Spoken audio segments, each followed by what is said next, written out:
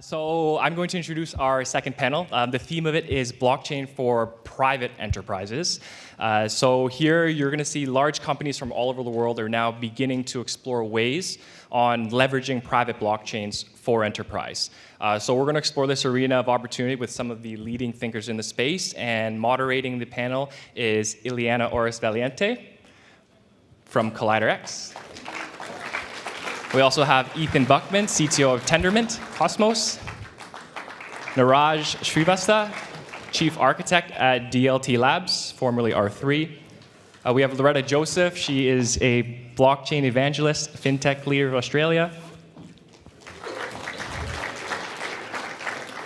We also have Henry Chan. He's the product manager at WeFund and director at Consensus. Iliana? Thank you so much. We had one more panelist who unfortunately was not able to be with us today. He's all the way in Cincinnati, so we say hello to Wayne from Tyrion. In terms of introductions, my name is Iliana Oris Valiente. As mentioned, I'm the former co-founder of Rubix by Deloitte, where I led a lot of their advisory and technology development application work with Fortune 500 companies. I left to build a nonprofit social venture called ColliderX, where we're collecting research topics from the community. We are raising money via a crowdfund, but not an ICO. And all of the research that we're providing is going to be open source and open access to the community.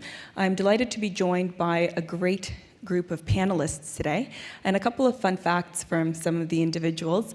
We have Loretta on the far right-hand side of me, and she's often referred to as the crazy lady that runs around the world meeting with some prime ministers, central bank governors, as well as some funny world leaders trying to convince them to not make Bitcoin illegal, and most recently was involved with getting the Indian government to not deem Bitcoin illegal. So thank you very much.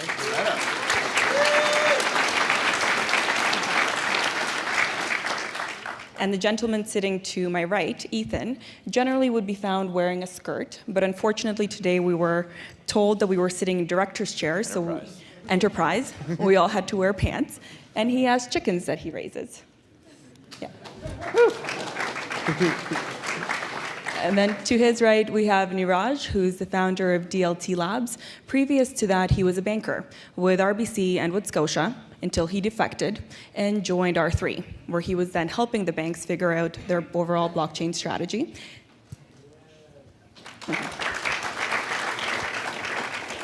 And then we have Henry, who is currently working at Consensus, and I've had the great pleasure of working with him previously during his time over at Deloitte.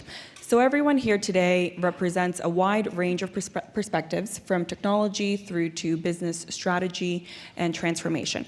To kick things off, I know that your first panel was mostly talking about Bitcoin and Ethereum.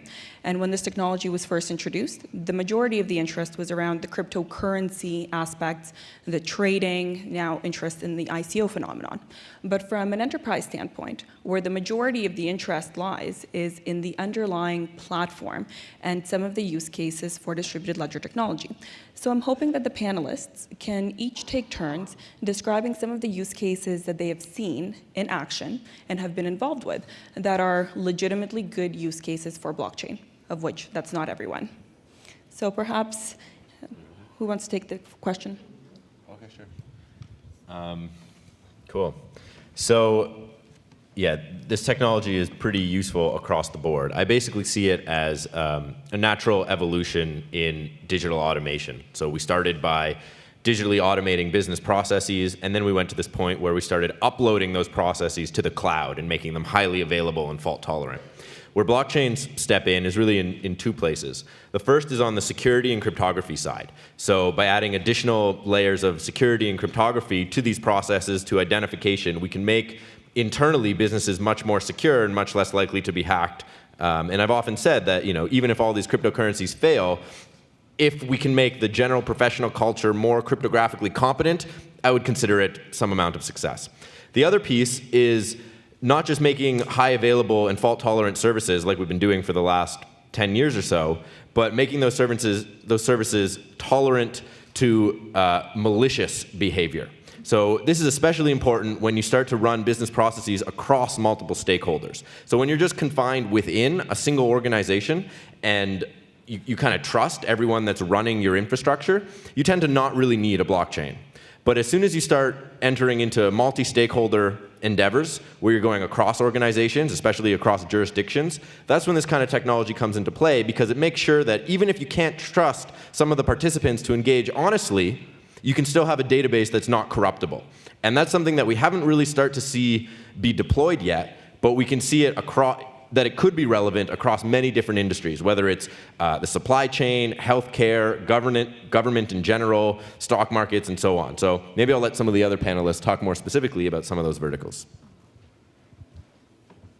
That's very true.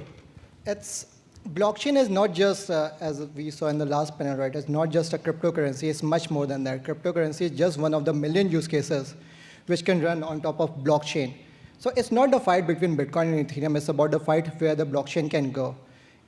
I'm pretty sure, whenever we start talking about cryptocurrency and stuff, people get excited. But if I start talking about distributed application, then people will get bored at, okay, whatever it is, right? So I've been in the space since a long time, almost 2012. I've seen how this space has grown from nothing to what we see today. You won't believe there are millions of use cases, there are millions of proof of concepts which is running on top of blockchain. We at DLT Labs are involved with more than 30 projects, and that has nothing to do with cryptocurrency. Even I myself, I've been involved with a number of projects like taking education system or education platform on top of blockchain to large volume transaction system to stock exchanges to lending platform, you name it, and everywhere blockchain has a use. Not that we are trying to push blockchain, but blockchain has a specific use there. Without blockchain, you cannot get it. You cannot go to the next level. I'd like to touch on a use case that has not been mentioned, and which is digital identity on the blockchain. At Consensus, we work very closely with the Dubai government, and one of the use cases that they've been really looking at is digital identity. And Consensus, we have a product called Uport, where we're working with the city of Zug right now to put your identity on the blockchain.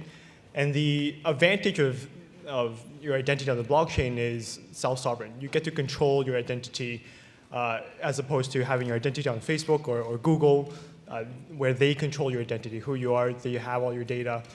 Whereas in the crypto world, your public key identifies you, and your private key is how you interact with your account, which makes this experience completely different. It's a complete paradigm shift. I have to agree with you on that. I think for me, I came to the blockchain in 2012 because I lived in India a long time, and I had a lot of people that worked for me that didn't have an identification. And the day I thought about that we needed a new world was the day that I had one of my staff's little girls get raped and murdered at 13, and she had no identification. So I couldn't stand up for her. So if you can't live with dignity, you don't die with dignity. And I think that is a really good change in society. So if we can start to digitally ID people, and on a blockchain, there's some statistics about war-torn zones. We're losing thousands of kids a month. Where are they going? When you flee a war zone, you don't take your passport. So and the signatures I think are antiquated, passports are antiquated. Why can't we start giving people digital IDs that are on a digital platform? Because I think in the emerging world we can start taking people out of poverty. We can start banking the unbanked, and that's what I'm really passionate about. So for me, that's a really important use case. If we can solve the problem of ID, we can solve a lot of problem of poverty in the world. Mm-hmm. So what you've heard right now are just a couple of use cases where this technology makes a significant impact. Perhaps it would be helpful for the audience as you sit here wondering what to do if you come up with an idea of a use case where a business process could be impacted by a technology, or you have a humanitarian use case like the ones Loretta and Henry were mentioning. What does one do? How do you promote that change within an organization or even within a startup or a nonprofit? I'll jump in a little bit. Given my management consulting background, I think the most important aspect is stakeholder management. You want everyone that has a say within the use case to really understand what blockchain is, why it's different, But blockchain is not unlike any other cutting-edge technology. You really have to understand what your problem is and to see if blockchain is really a solution for the problem at hand. And if not, then maybe you have to look at something else. Blockchain is really not the silver bullet to everything. I don't know. I have no experience inside large corporate environments, at least as like an employee. I think fear is a great motivator. One of the things that's really exciting me about this technology is that it seems like banks are finally scared enough to collaborate in the open, which is like kind of a huge breakthrough. Like JP Morgan's putting out open source code now. That's awesome. And giving bank accounts to the various startups. And giving us bank accounts, though apparently that trend hasn't really hit Canada yet. So if you work in a Canadian bank, you should push the upper management to stop shutting down our bank accounts.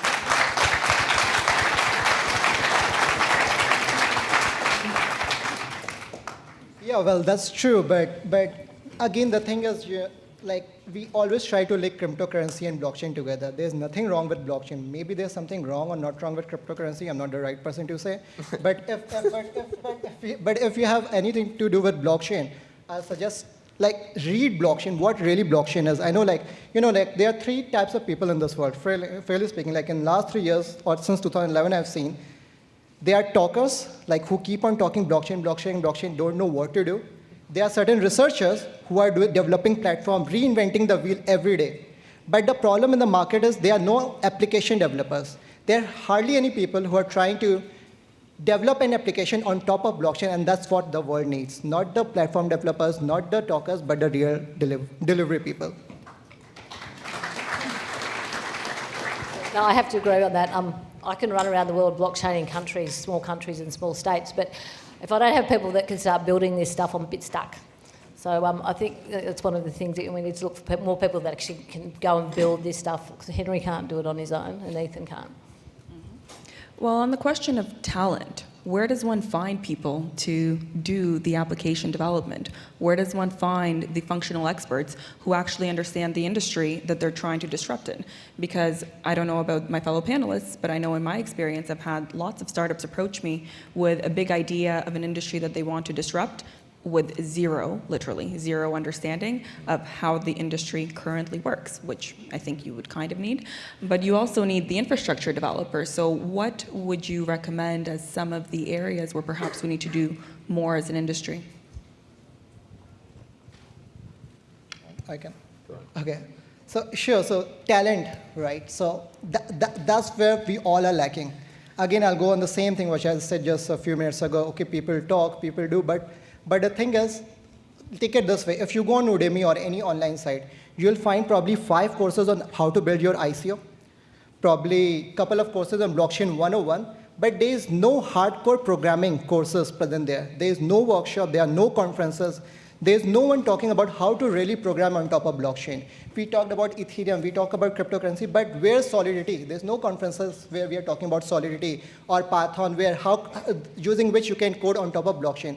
So my advice is all the students, engineering college students, people who are interested in blockchain, if you want, buy cryptocurrency, but at the same time start studying blockchain. There are wonderful materials from people like Gavin Wood and from his company Parity as well as Vitalik. There's a lot of materials which you can read. Don't read white paper of ICOs if you want to invest, read it, but read real yellow paper of Ethereum or white paper of Bitcoin, or a couple of other platforms which will make more sense, where the future is for a student, not the cryptocurrency. Yeah, the lack of talent is something we're all feeling, not just in our industry, but generally. I think it's kind of getting at a problem of digital literacy. I see like basic programming knowledge as a question of literacy more than anything, and not that all of you are going to grow up to be, well, most of you are grown up, not that all of our children are going to grow up to be software engineers, but that, just like we don't all grow up to be professional writers, but we all know how to read and write. So in the same vein, I see like basic programming knowledge as critical to the next generation and all those that come after. Within our industry itself, there are a lot of efforts for education. For instance, a few shameless plugs here. I'm teaching a course this weekend that's an intro to cryptocurrencies and smart contracts. Day 1 for non-technical people. Day 2, hardcore how to program this stuff. I know there's another company in Toronto called Block Geeks.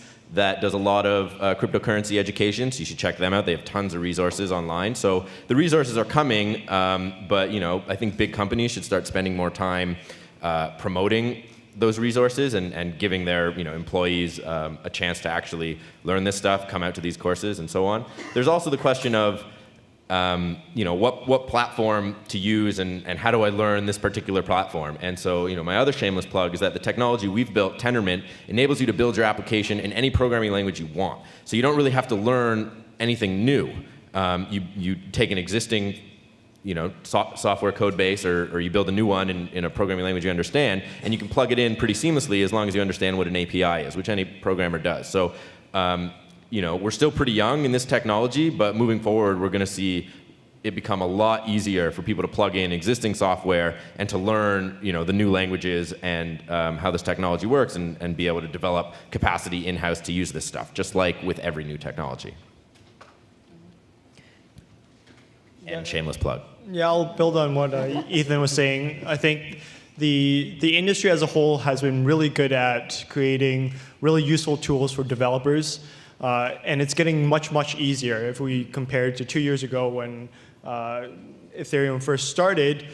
We don't have the truffle framework or MetaMask, any of these tools that can allow developers to accelerate dApp development. So my advice to big companies with developers in-house is just start tinkering. Deploy your own network and create your own first smart contract, and that's how you would learn. That's true. Like tools like Puppet, which has recently come out with Ethereum, that's amazing. You can, with just some few clicks, you can develop your own private Ethereum. You need not to know anything. So tools are there. It's just that you have to go and use it. It's right there in Ethereum protocol. Do we have any university students or professors in the audience today? Okay, you all have your homework. Drop out and learn to code. Exactly. Start pushing your university administrators to incorporate blockchain into the curriculum, because at the end of the day, you want your students to be able to go out and get jobs, and frankly, I think I should go one step below that. We should actually get all our education ministers around the world to start teaching our kids to code and our girls to code when they're little. Great question. So if someone has an idea and they're deciding to push this within their organization or potentially build a new product or startup around it, what are some of the questions that they need to be asking themselves of whether or not blockchain actually does in fact make sense? What are some of the technology considerations, without going into too much technical depth, because we just talked about the lack of blockchain talent, but what are the questions that they should be asking if they do decide to outsource some of their blockchain development, or even if they're trying to get by with whatever limited resources they may have in-house? So blockchain is distributed in nature. I know it's, as you said, we need not to go into technology stuff, but the only thing you have to think is there are three words: immutability, auditability, and trust. If any of these three applies to your business, blockchain is for you. So again, immutability, auditability, and trust. Again, think of these three words. If these three words applies to your business, that's what you need. And we at DRT Labs, we are more than happy. I'm located in Toronto, so anytime feel free to get in touch. I'm more than happy to be part of it.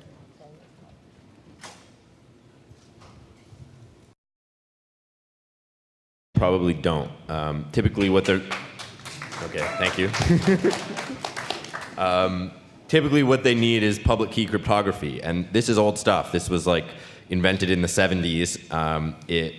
There were a bunch of academics and smart guys that came up with this stuff and really had to fight against the government to make it publicly and openly accessible. And now it is, and we kind of won that war, but the government has kind of fought a different battle behind the scenes. But that's all besides the point. Typically what people need is just stronger cryptography, and in most cases you should ask yourself, can I just solve this problem with cryptography without a blockchain? And usually you can. If you think you need a blockchain, you probably only do if you're running an application in a multi-stakeholder environment.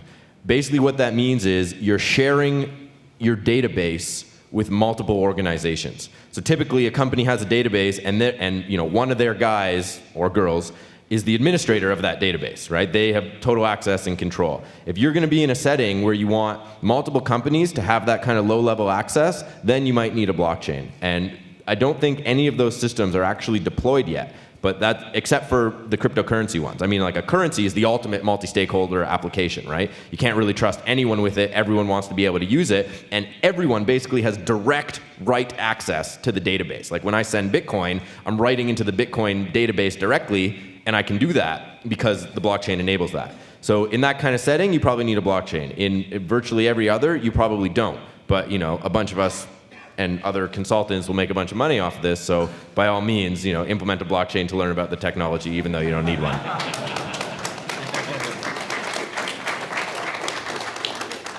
So definitely agreeing with Ethan's point that you need a blockchain in a multi-stakeholder environment, but please be forewarned that trying to get your suppliers, your customers, and other business parties in the same room, at the same table, negotiating the parameters of how to set up this blockchain implementation sounds a lot easier than it is to actually implement in real life. But on the topic of collaboration and stakeholder engagement, Loretta, perhaps you could share some thoughts with us based on your experience working with government leaders and regulators on how we can encourage policymakers to think through all aspects of what a new technology might mean and not make knee-jerk policy decisions that could have unintended side effects to the innovation economy. So first of all, I actually think this is a really enabling technology. I think when we look at emerging technologies, when you threaten a system where you've got role relevance and revenue, you threaten a lot of people. So the blockchain is about to disintermediate markets.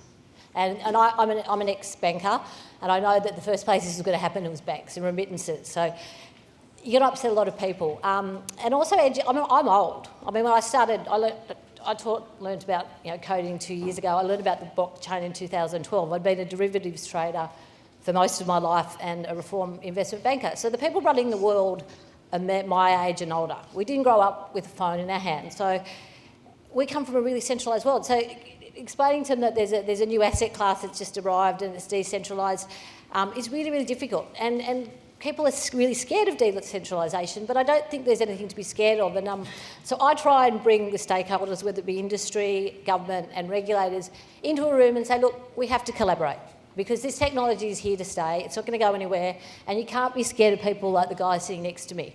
And I've had a couple of experiences going into reserve banks, and you guys come in and everyone talks about coding and what they talk about, their Bitcoin or Ethereum. The central banks in the government, and people running banks my age look at them as though they're asking them to run around the moon naked, because we don't speak the same language.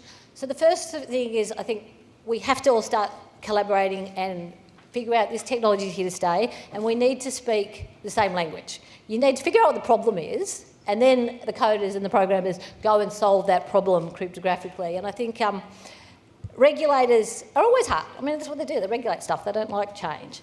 But I come from an environment in Australia where we've got a great regulator. My regulator is incredibly supportive, and he's the reason I got into blockchain, because he told me that I should go and have a look at it in 2012. I have a government that's very supportive of innovation. There are certain places that aren't, but I think we owe it to the next generation to make sure that as industry and government and regulators that we all start to work together and not against each other. And it's difficult. It's a difficult point, because I think this is a revolution in technology. It's not an evolution, and you're seeing this in the emerging markets because they're leapfrogging. So I think we as industry as well need to go into government and not expect them to change. We all have to work together to come up with solutions to take to the people that are running our nations and our world and say, these are better solutions that they will make for a better world and better generations. So let's work together, not against each other. Mm-hmm. So that was a great comment, I think, for us to start wrapping up the formal part of the panel and opening it up to audience questions. Mid-back, yes. Mm-hmm. Stand up.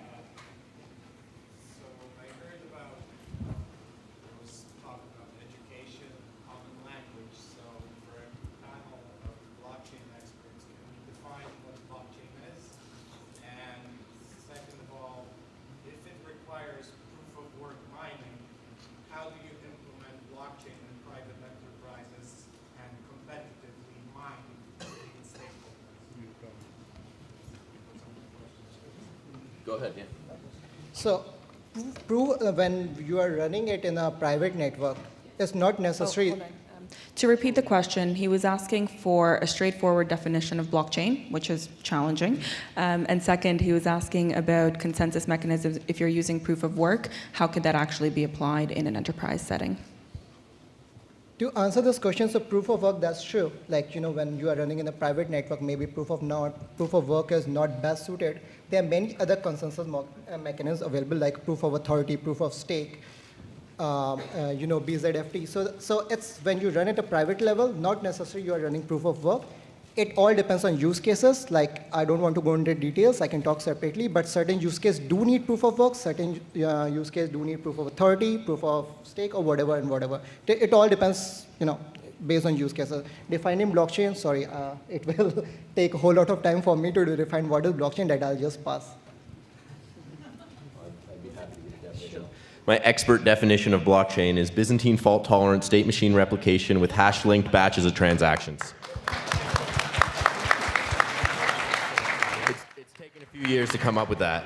Basically, in simple terms, it's a fault-tolerant distributed database that batches the commits. That's it. Tone has a question up front. It doesn't require proof of work, but Tone here would probably think differently. Just a quick question. In the beginning, somebody was talking about identity on the blockchain, but identity is like a government thing. The government has to recognize who you are based on identity. The government couldn't care less that you have an identity on Bitcoin. So the reason why Facebook does your identity is because the government lets them.